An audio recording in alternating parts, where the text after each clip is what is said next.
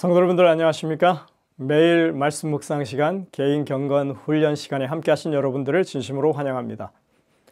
하나님의 말씀을 마음에 새기는 일은 그 무엇보다도 중요한 일입니다.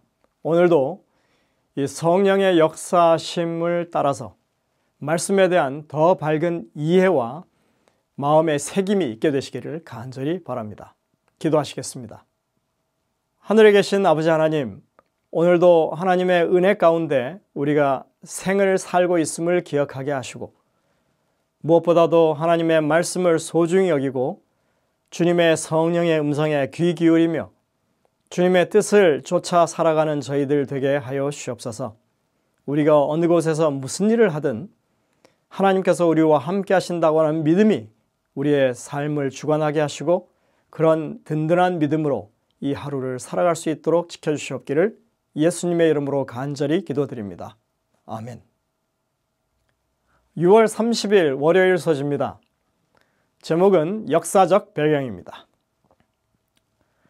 오늘은 교과 내용을 살펴보기 전에 이 재림교회가 현재 제공하고 있는 안교 교과를 우리가 어떻게 사용할지에 대해서 그 방법을 잠시 좀 말씀드리려고 합니다.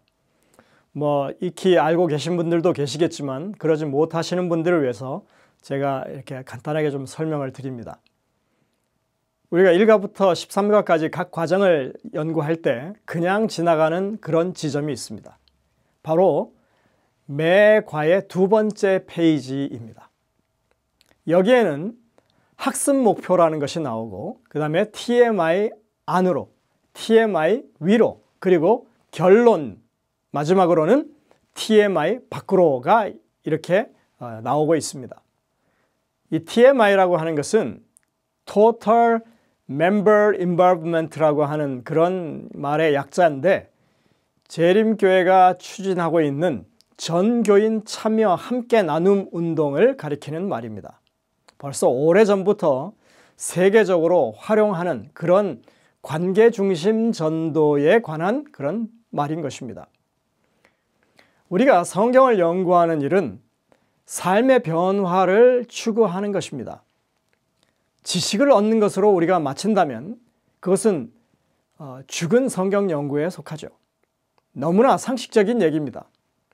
말씀을 배웠으면 이것이 나에게 어떤 명령이 있는지, 어떤 교훈이 있는지를 생각하고 그것을 구체적으로 실행할 것을 찾아서 그렇게 행하도록 사람들을 훈련시키는 프로그램이 바로 TMI입니다. 학습 목표의 그 아래 보시면 깨닫기, 느끼기, 행하기라고 하는 이렇게 3단계의 내용이 나오는데 그게 바로 같은 맥락에서 하는 얘기입니다. 그것을 더 상세하게 이야기하는 것이 바로 TMI 안으로, TMI 위로, TMI 밖으로 이렇게 열거하고 있는 것입니다. 물론 이것은 소그룹을 위한 제안입니다. 이 부분을 잘 활용하면 그 주의 그 교과 내용을 충실하게 그리고 실천적으로 소화할 수 있다고 하는 것이죠. 그러니까 이 과정 공부를 하는 분들은 반드시 그 각 과의 두 번째 페이지를 언제나 정독해야 하는 것입니다. 특히 학습 목표와 TMI 위로 하는 이 부분은 절대적으로 여러분들이 반드시 살펴봐야 할 그런 부분입니다. 여기에 나오는 질문들은 우리가 각 하루하루의 과정마다 살펴봐야 할 내용들과 직접적인 관계가 있는 질문들입니다. 먼저 그 질문으로 매일의 교과를 시작하는 것은 아주 지혜로운 그 공부 방법이 될 수 있습니다. 이제까지 이러한 것을 잘 이해하고 적용해 오신 분들도 계시겠지만 그렇지 못한 분들도 꽤나 있다고 생각이 되기 때문에 제가 이것을 말씀드리는 것이고 여러분들이 주변 사람들에게도 이러한 내용을 좀 알려주시기를 당부드립니다.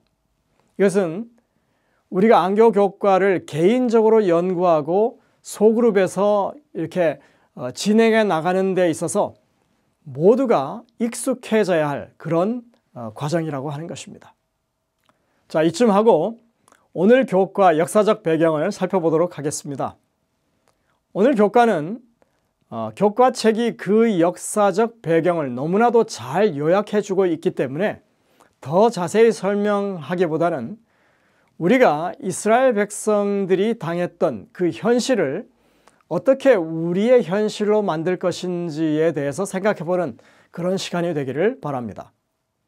야곱의 가족이 이 가나안으로부터 기근을 피해서 애굽에 도착했을 때 애굽 왕 바로는 요셉이 이제까지 애굽인들을 위해서 했던 모든 일 때문에 이 찾아온 히브리 사람들에게 우호적이었습니다. 요셉에게 아주 큰 감동을 받았기 때문이죠. 바로가 자신의 꿈을 해몽하고 닥쳐올 기근에 대해서 대비하게 한 그 요셉을 바라보고 했던 말이 있습니다. 이와 같이 하나님의 영에 감동된 사람을 우리가 어찌 찾을 수 있으리요? 요셉은 비록 나이가 어렸지만 정직하고 원칙에 굳게 선 사람이었습니다. 노예로 끌려와서 그 주인 집에서 집사가 되었고 주인의 아내의 모함 때문에 엉뚱하게 옥살이를, 그렇게 억울한 옥살이를 했지만 그는 수십 수년을 그 고난 가운데서 그의 고결한 신앙의 원칙을 잃지 않았던 그런 삶을 살았습니다. 성경은 요셉이 어떤 영예를 얻게 되었는지 아주 분명하게 기술하고 있습니다.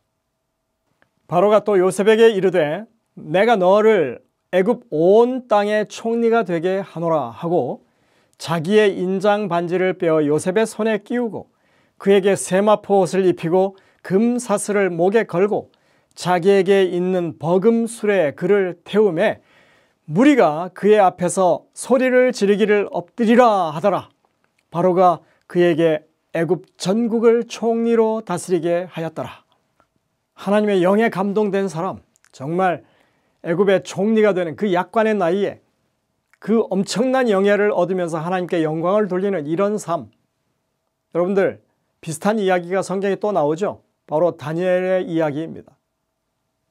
믿음의 원칙에 굳게 선 사람들, 하나님을 신뢰하고 하나님을 함께 모시고 사는 사람들이 누릴 수 있는 영예 가운데 하나입니다. 하지만 우리는 이집트의 고대사를 통해서 요셉 시대 이야기의 역사적 배경을 분명히 좀 살펴볼 수 있습니다. 출애굽기 1장 8절에서 요셉을 알지 못하는 새 왕이 일어났다고 했는데 이 왕은 아흐모세로 이렇게 특정 지을 수 있습니다. 바로 힉소스 족속을 물리친 그런 왕이죠. 그 다음에는 이스라엘 백성을 두려워하고 압제하기 시작했던 통치자 아멘호텝 1세가 등장합니다. 그리고 투트모세 1세가 그 대를 잇는데 이 왕은 히브리 남자 아기를 모두 죽이라고 명령한 그런 왕입니다. 그의 딸이었던 핫셉수트는 모세를 아들로 입양해서 그렇게 키운 공주죠.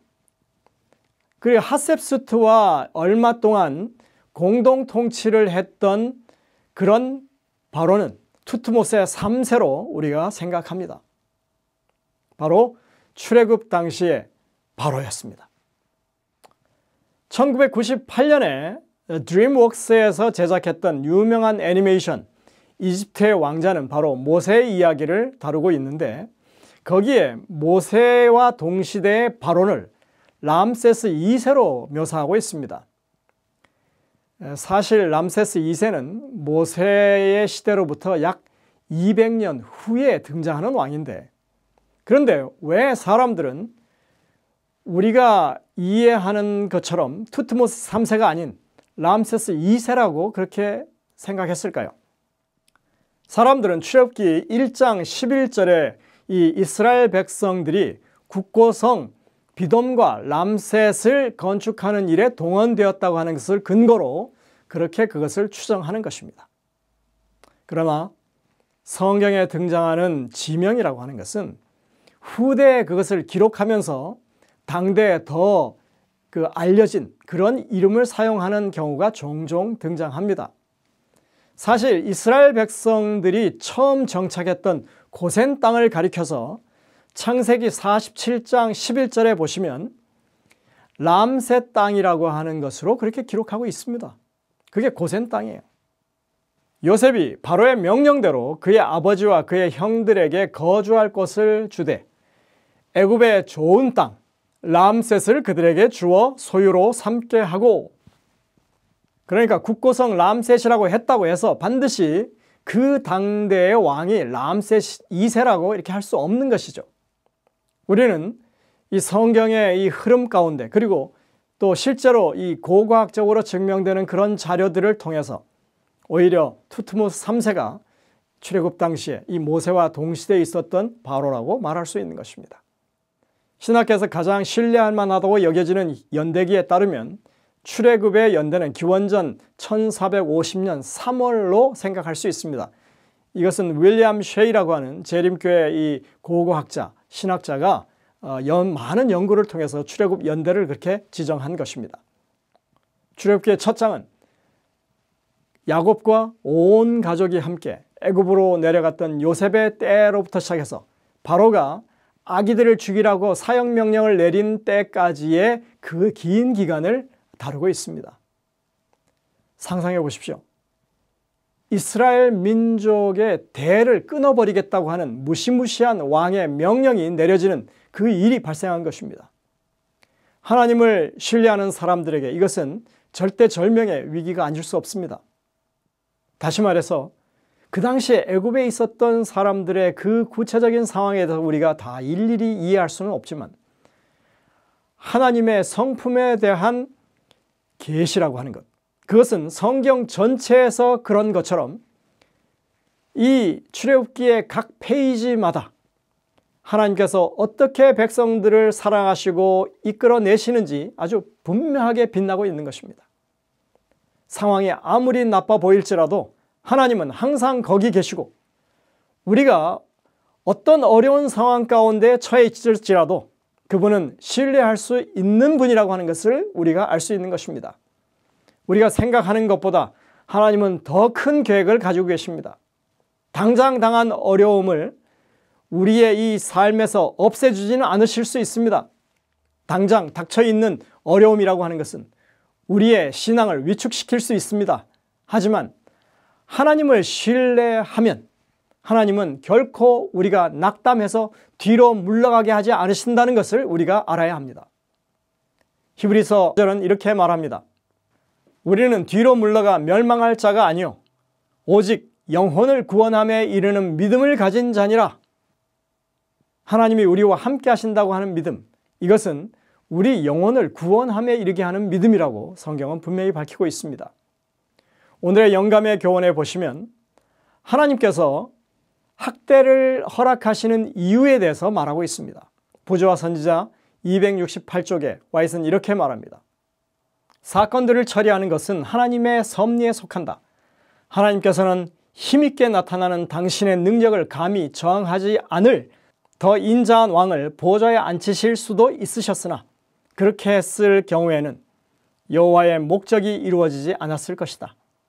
하나님께서 당신의 백성에게 애굽인들의 포악하고 잔인한 행위를 경험하도록 허락하신 것은 그들로 하여금 우상 숭배, 부패한 가마에 속임을 당하지 않게 하시기 위함이었다.